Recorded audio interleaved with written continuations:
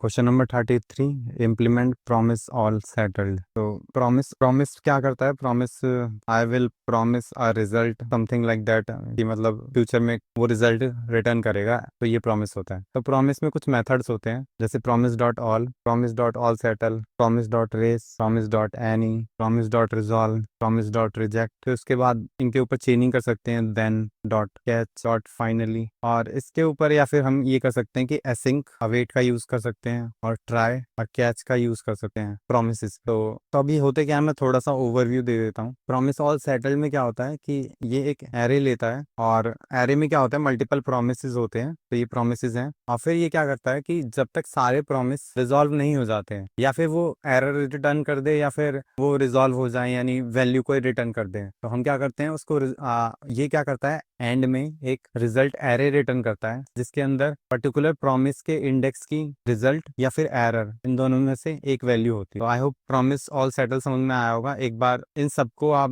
W3 school या फिर zone सी website पसंद है वहां से एक ओवरव्यू ले लीजिएगा। तो प्रॉमिस ऑल में क्या होता है कि इसमें भी हम एरे पास करते हैं प्रॉमिस के साथ, और जैसे ही इसके अंदर कोई कोई भी जो प्रॉमिस होता है वो रिजेक्ट करता है, यानी एरर रिटर्न करता है, तो ये पूरा प्रॉमिस एरर रिटर्न कर देगा। प्रॉमिस रेस में क्या होता है कि कोई सा भी प्रॉमिस सबसे पहले जो रिजॉल्व या फिर रिजेक्ट होता है वो रिटर्न करता है। प्रॉमिस एनी में क्या होता है कि सबसे पहले जोन सा भी प्रॉमिस रिजॉल्व होता है, यानी जो रिजल्ट है वो रिटर्न करता है, ये उसको रिटर्न करता है। अगर कोई सा भी प्रॉमिस रिजॉल्व नहीं हो पाता, तब ये आखिरी में एक एरर रिटर्न करता है। जो रिजॉल्व मेथड है, इसमें क्या होता है कि हम एक प्रॉमिस रिटर्न करते हैं, प्रॉमिस पास करेंगे या वैल्यू पास करेंगे, तो ये इसमें प्रॉमिस पास करेंगे तो वो रिजॉल्व करके दे देगा। रिजेक्ट में हम मैसेज पास कर सकते हैं कि रिजेक्ट कर दिया प्रॉमिस। डॉट देन फाइनली और कैच, इस पे चेनिंग यूज कर सकते हैं। जो भी हमारे पास प्रॉमिस होते हैं, जो प्रॉमिस पे देन में हमें वैल्यू मिल जाती है, जो भी रिजल्ट होता है, कैच में हम एरर कैच कर सकते हैं। फाइनली में क्या होता है, या फिर देन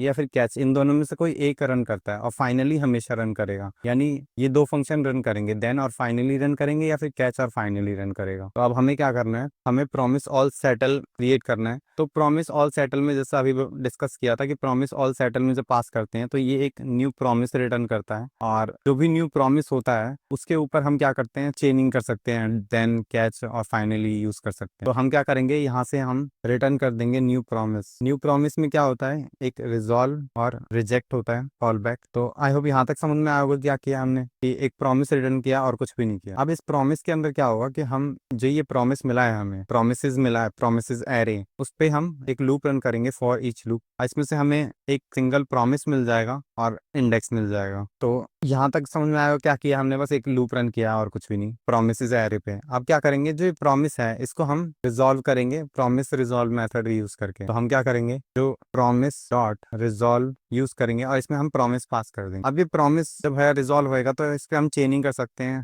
देन यूज करके। देन में हमें कुछ वैल्यू मिलेगी, फिर हम कैच में हमें एरर मिलेगा जो फंक्शन है, और इसमें हम कुछ, और ये हम क्या कर रहे हैं, कॉल बैक है, जो देन के अंदर एक कॉल बैक है जिसके अंदर वैल्यू पैरामीटर में पास हो रही है, और यहाँ पे फिर लास्ट में एक फाइनली होगा, फाइनली में भी एक कॉल बैक है। अब इसको अरेंज कर देते हैं। तो जैसा हमने ऑल सेटल में किया था कि हम क्या करेंगे, जो वैल्यू है स्टोर करा लेंगे एक रिजल्ट में। तो हम एक एरे बना लेंगे यहाँ पे, let result is equal to array. अब हम क्या करेंगे, जो रिजल्ट होएगा, रिजल्ट को हम क्या करते हैं, प्रोमिस की लेंथ का बना लेते हैं। तो new array promise dot length, तो हमारा जो रिजल्ट है वो प्रॉमिस की लेंथ का बन गया है। अब इसमें क्या करेंगे, जो रिजल्ट होगा उसमें हम इंडेक्स पे स्टोर करा लेंगे जो भी वैल्यू आई। तो हमें जो वैल्यू है वो हमें स्टोर करानी है ऐसे, जैसे इन्होंने दे रखा है कि रिटर्न करना है हमें, जो प्रोमिस एरे होगा रिटर्न करना है। उसमें क्या होगा कि एरे ऑफ ऑब्जेक्ट होगा, जिसमें स्टेटस होगा फुलफिल, और वैल्यू होगी एनी, यानी कुछ भी हो सकता है, टाइप डेटा टाइप दे रखा है, स्टेटस रिजेक्ट और रीजन कुछ भी हो सकता है। तो हम क्या करेंगे, तो कॉपी कर लेते हैं। तो हमने ये ऑब्जेक्ट स्टोर करा लिया है पर्टिकुलर इंडेक्स पे, और ऐसे ही हम एरर स्टोर करा लेंगे। अगर हमें एरर मिलता है तो हम क्या करेंगे, जो रिजल्ट इंडेक्स है उस पे हमने एरर स्टोर करा लिया। तो ये कुछ नहीं है, ये हमने